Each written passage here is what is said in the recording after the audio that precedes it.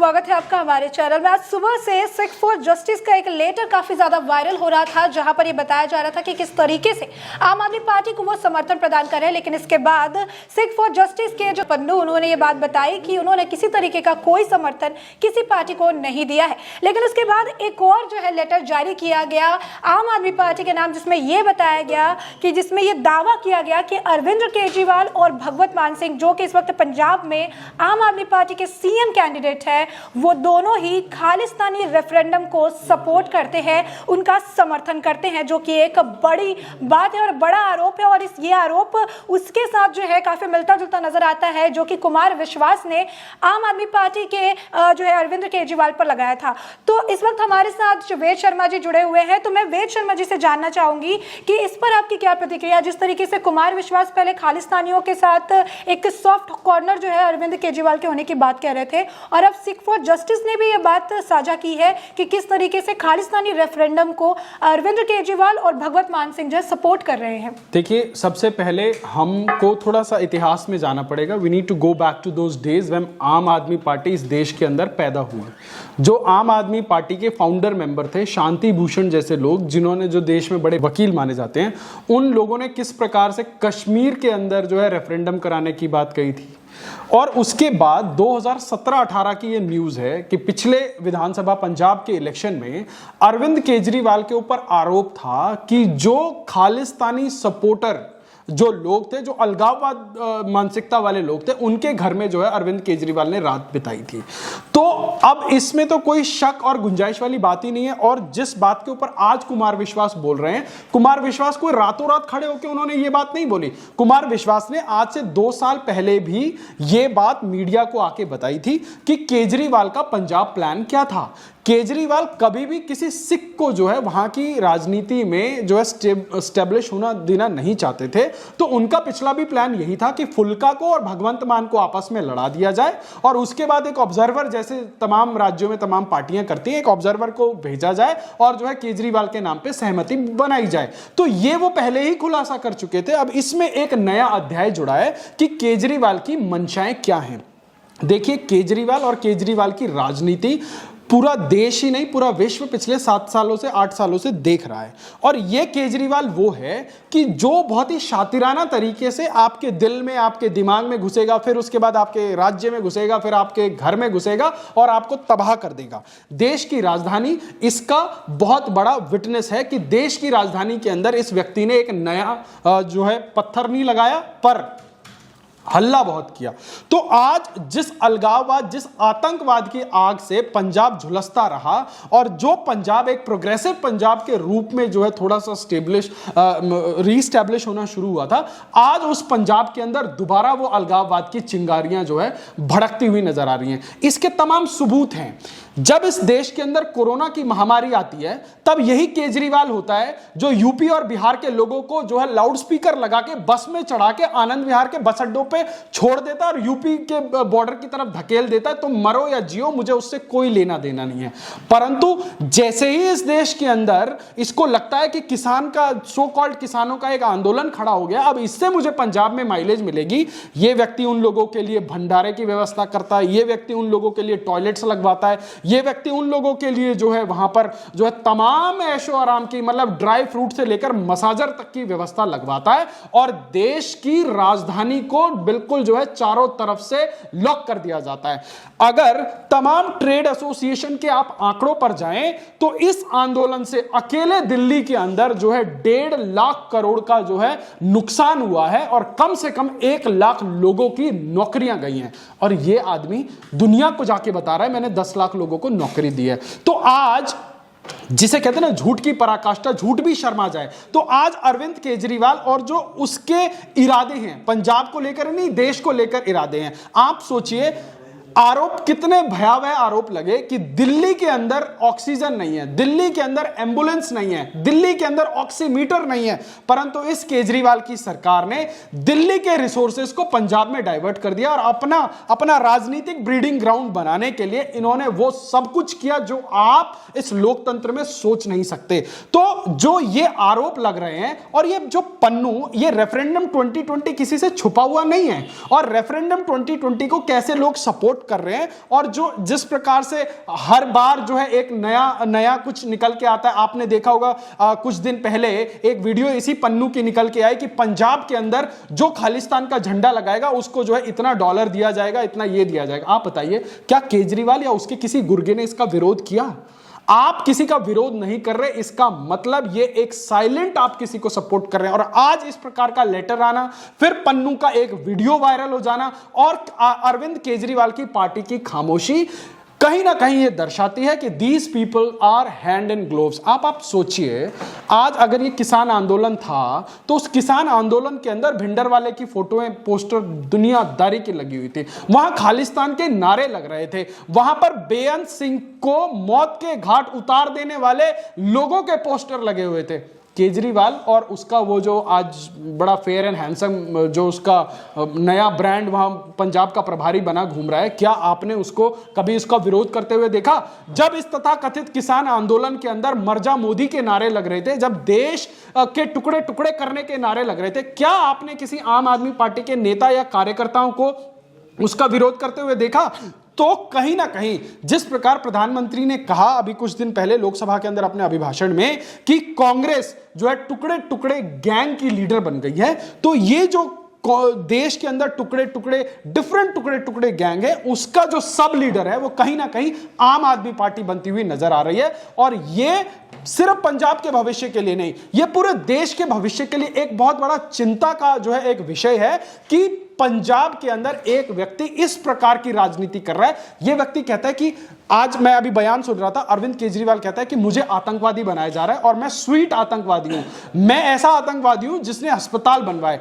आज की तारीख में मैं आपको दावे के साथ आपके चैनल के ऊपर बता रहा हूं, आरटीआई की खबर है, अरविंद केजरीवाल ने पिछले 7 सालों में एक नया हॉस्पिटल नहीं बनवाया, और जो हॉस्पिटल बने हुए थे, जो हॉस्पिटल ऑपरेशनल हो सकते थे जरा सी जो है परमिशंस के साथ, उन हॉस्पिटल्स को रोक के कोरोना काल में रामलीला मैदान से लेकर तमाम मैदानों के अंदर जो है टेम्परेरी हॉस्पिटल खोलने का जो है नाटक करने का काम किया। यह व्यक्ति कहता है कि हमने दिल्ली के अंदर जो है मोहल्ला क्लिनिक खुलवाए। अब उन मोहल्ला क्लिनिक की मैं सच्चाई आज आपके चैनल के माध्यम से देश को बताना चाहता हूं कि यह कितना खतरनाक मॉडल है। क्या अरविंद केजरीवाल के सत्तासीन होने से पहले दिल्ली के अंदर कोई हेल्थ इंफ्रास्ट्रक्चर नहीं था?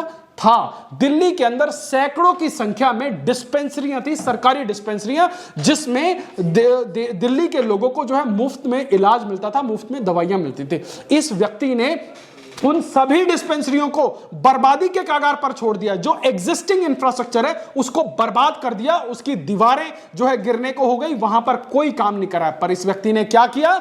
इस व्यक्ति ने अपने कार्यकर्ताओं को बेनिफिट करने के लिए गली मोहल्लों में मोहल्ला क्लिनिक का एक नया नाटक खोला। और उसमें क्या हुआ? इसी के कार्यकर्ताओं के घर के अंदर जो है वो अधिकतर मोहल्ला क्लिनिक खोले जाते थे और उनको जो है लाखों के रुपयों में जो है उनको जो है भाड़ा दिया जाता था। और यहां तक आरोप लगे हैं कि भाड़े का जो पैसा था वो वापस रिवर्स करके जो है आम आदमी पार्टी के पार्टी फंड में जमा कराया जाता था। तो इस प्रकार एक ब्यूरोक्रेट जब पॉलिटिक्स में आ जाता है और उसको पता है कि हमारे सिस्टम के अंदर लूप होल्स कहां हैं, तो वो इस प्रकार का शोषण करता है। जब दिल्ली के अंदर बेड बढ़ाने की बात थी, इस व्यक्ति ने पूरे पिछले 2 सालों के अंदर कोई बेड नहीं बढ़ाया। इस व्यक्ति ने कहा कि मैं जो है 30 दिन के अंदर ऑक्सीजन के जो है प्लांट लगा दूंगा। इस व्यक्ति ने जो सीएसआर फंड में तमाम कंपनियों से जो है ऑक्सीजन के प्लांट लगे थे, 2 महीने बाद उनकी फोटो दिखा के देश की और दिल्ली की जनता को जो है भरमाने का काम किया। और इसकी आप जितनी बात करेंगे, स्कूलों की बात करते हैं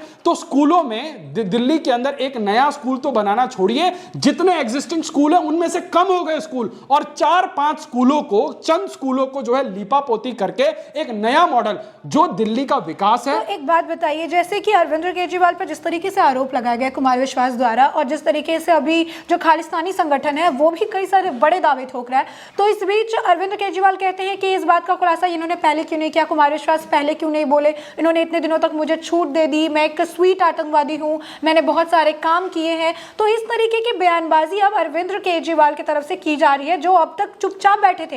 लेकिन जैसे ही खालिस्तानी संगठन की तरफ से एक के बाद एक लेटर साझा किए गए, जिस तरीके से उनके नाम पर, उनके जो सीएम कैंडिडेट उनके नाम पर बड़ा खुलासा होने लगा, तो ऐसे में अरविंद केजरीवाल के इस तरीके के बयान आने लगे। इस पर आपकी क्या राय है? देखिए, अरविंद केजरीवाल को लगा कि ये बयान ऐसे ही किसी छोटे मोटे नेता के बयान की तरह देखा जाएगा और मैं इसमें से निकल जाऊंगा। So he has tried to underplay the whole scenario.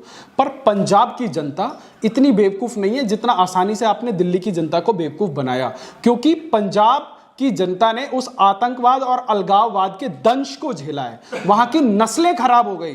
एक पार्टी ने वहां के लोगों के गर्दनों में टायर डाल के जो है कश्मीर से कन्याकुमारी तक जलाने का काम किया उस पार्टी के समर्थकों ने, और उसके बाद आज पंजाब धीरे धीरे जो है एक अपने विकास के ढर्रे पर आया है। और आज पंजाब ही नहीं, देश का कोई भी राज्य, हमारा देश, कोई भी देश इस चीज को जो है बर्दाश्त नहीं कर सकता कि एक डेमोक्रेटिक सिस्टम के अंदर अभी अलगाववाद की बात करने वाले लोगों को आज जो है नरेंद्र मोदी की नीतियों से आज आपने देखा कश्मीर के अंदर कैसे अलग थलग कर दिया गया है। यह वही देश था कि अगर पार्लियामेंट के अंदर कोई नेता, कोई जो है गैर कांग्रेसी नेता अगर धारा 370 की बात कर देता था तो कश्मीर के अंदर जो है कर्फ्यू लग जाता था। वहां के आतंकवादी अलगाववादी नेताओं को स्टेट गेस्ट की तरह सरकारी हवाई जहाजों में यहां दिल्ली लाकर 5 सितारा होटलों के अंदर बिठाया जाता था। तो क्या आज उसी की पुनरावृत्ति करने की कोशिश नहीं की जा रही? जो पंजाब को आग में झोंक देना चाहते हैं, जो पंजाब की गली कूचों में जो है आग लगा देना चाहते हैं, उन लोगों को आज अरविंद केजरीवाल दिल्ली के अंदर वीवीआईपी ट्रीटमेंट दे रहा है कि नहीं दे रहा? अरविंद केजरीवाल की इंसानियत कहां मर गई थी जब कोविड काल में जो है बिहार और बंगाल के, देखिए ये कांग्रेस और आम आदमी पार्टी एक ही सिक्के के दो पहलू हैं। एक तरफ चन्नी और चवन्नी और जो उनकी आका है प्रियंका वाड्रा, वो यूपी बिहार के लोगों के लिए इतने अपशब्दों का प्रयोग करते हुए वो वहां खड़ी हैं और वो ताली बजाती हैं। क्या आपने अरविंद केजरीवाल या उसकी पार्टी को इस बयान का जो है विरोध करते हुए देखा? क्या आपने ये बोलते हुए देखा कि यूपी बिहार के लोग जो पूरे देश के अंदर ही नहीं पूरे विश्व के अंदर जो है कंस्ट्रक्टिव काम करने के लिए जाने जाते हैं, ऐसा बोलते हुए देखा? नहीं, क्योंकि अरविंद केजरीवाल की पार्टी का वजूद बिहार के अंदर नहीं है, उत्तर प्रदेश के अंदर उसको जो है कोई पूछ नहीं रहा है। मतलब गिनती की 2-4 सीटों पे जो है वो व्यक्ति चुनाव लड़ रहा है। उसने वहां जो है संजय सिंह को आगे किया हुआ है। संजय सिंह जब अखिलेश यादव के साथ जो है वहां नेगोशिएट करने पहुंचे तो उन्होंने कहा भैया 2 सीट दे दूंगा, 2 सीट पे लड़ते हो तो लड़ लो। तो उनकी औकात अखिलेश यादव ने बता दी। तो इनको ना पंजाब से इनको ना बिहार से लेना, ना यूपी से लेना, इनको लेना है कि क्योंकि आज की डेट में पंजाब बड़ा वनरेबल स्टेट हो रखा है और ऐसी स्टेट में ये उसको जो है खा जाना चाहते हैं। क्यों? दिल्ली एक केंद्र शासित प्रदेश है, वहां 65,000 करोड़ का बजट है, यहां पर पुलिस केंद्र के पास है, यहां तमाम विकास की योजनाएं उसके पास है। तो वो कहता है कि यहां मेरा पूरा कंट्रोल नहीं है एडमिनिस्ट्रेटर के ऊपर, तो वो चाहता है कि मैं पंजाब में जाऊं और पंजाब को जो है अपने पूरे गिरफ्त में ले लूं। तो येन केन प्रकारेण वो किसी भी तरीके से जो है पंजाब की सत्ता को हथिया लेना चाहता है, चाहे उसमें उसको अलगाववादियों का समर्थन लेना पड़े, चाहे उसको खालिस्तानियों का समर्थन लेना पड़े। अच्छा, एक और जो सवाल निकल के सामने आ रहा है वो ये आ रहा है कि जैसे ही कुमार विश्वास द्वारा ये बड़ा खुलासा किया गया, उसके बाद से आम आदमी पार्टी में बौखलाहट देखने के लिए मिल रही है। राघव चड्ढा भी अब कुमार विश्वास पे सवाल खड़े कर रहे हैं और साथ ही साथ अभी एक और जो मुद्दा निकल कर सामने आ रहा है वो ये आ रहा है कि ये देख रहे हैं कि सारी चीज़ों में हम फंस रहे हैं, तो वो उसको कवर करने के लिए उन्होंने कहा है कि इस बाइट का प्रसारण नहीं किया जाएगा, चैनल्स को ये दिखाने के लिए मना कर रहे हैं कहीं ना कहीं, और अब तो ये भी कह रहे हैं कि मेरी गिरफ्तारी भी हो सकती है। तो इस पर आपका क्या कहना है कि ये बौखलाहट क्यों, जब उन्होंने कुछ गलत ही नहीं किया है? देखिए, केजरीवाल की अभी तक की राजनीति सिर्फ और सिर्फ ब्लैकमेल की राजनीति है। आपने देखा होगा कैसे केजरीवाल ने अरुण जेटली के ऊपर आरोप लगाए और जो है फिर थूक के चाट लिया, माफी मांग ली। आपने देखा इसने पिछले चुनाव में विक्रम मजीठिया के ऊपर किस प्रकार आरोप लगाए, पूरा चुनाव इसने जो है चिट्टा मजीठिया करके निकाल दिया, बाद में जाके फिर थूक के चाट लिया, उससे माफी मांग ली। तमाम केजरीवाल भारत के पॉलिटिकल हिस्ट्री के अंदर इतना बड़ा फ्रॉड है कि इसने जिसके ऊपर आरोप लगाया, एक जो गली में शैतान बच्चा होता है ना कि किसी के घर के बाहर आता है, घंटी बजाता है और भाग लेता है, तो ये उससे भी उद्दंड किस्म का आदमी है। ये क्या करता है, किसी के घर के बाहर आता है, उनके घर पे पत्थर मारता है, शीशा फोड़ देता है और उसके बाद भाग जाता है। तो आज केजरीवाल की राजनीति उतने तक ही सीमित है। ये आदमी क्या करेगा, झूठे अनर्गल आरोप लगाएगा। ये आदमी दिल्ली के अंदर जन लोकपाल के नाम पर यह व्यक्ति सत्ता लेके आया था, आज इसको मुख्यमंत्री बने हुए 3रा टर्म हो गया। कोई पत्रकार, कोई इस देश का मेन स्ट्रीम मीडिया, चाहे आज तक हो चाहे एबीपी न्यूज हो, मैं आज नाम कोट कर रहा हूं सभी चैनल का, उन लोगों ने इस चुनाव में अरविंद केजरीवाल से यह सवाल कहीं क्यों नहीं पूछा कि यह जन लोकपाल कहां गया, ये जो आप आम आदमी की सरकार का ढकोसला पीटते थे वो कहां गई?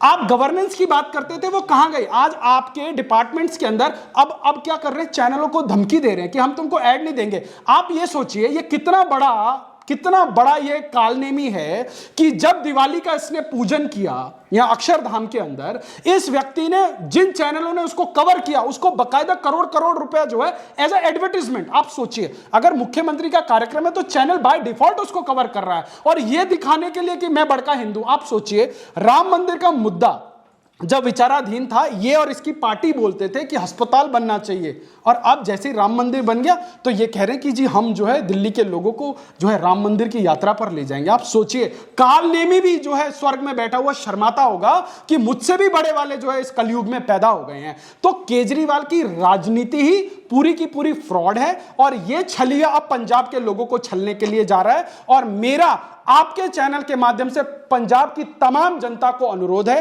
कि इस व्यक्ति ने दिल्ली के लोगों को ठगने का काम किया है। इस व्यक्ति ने 350 पन्नों की एक फाइल हिलाई थी और बोला था कि मैं फलाने को जो है जेल में डालूंगा। चलिए वो शीला जी आज हमारे बीच में नहीं है, परंतु जो भ्रष्टाचार हुआ, केजरीवाल ने भ्रष्टाचारियों को सस्पेंड करना तो दूर उस तरफ मुड़ के तक नहीं देखा। और आज केजरीवाल और उसकी पार्टी एड के नाम पर सारे चैनलों को ब्लैकमेल कर रही है। आज किसी चैनल ने केजरीवाल से यह नहीं पूछा कि अरविंद केजरीवाल ने तब भी आरोप लगाया था, आज कोई चैनल नहीं पूछ रहा क्योंकि सबको धंधा है पर गंदा है।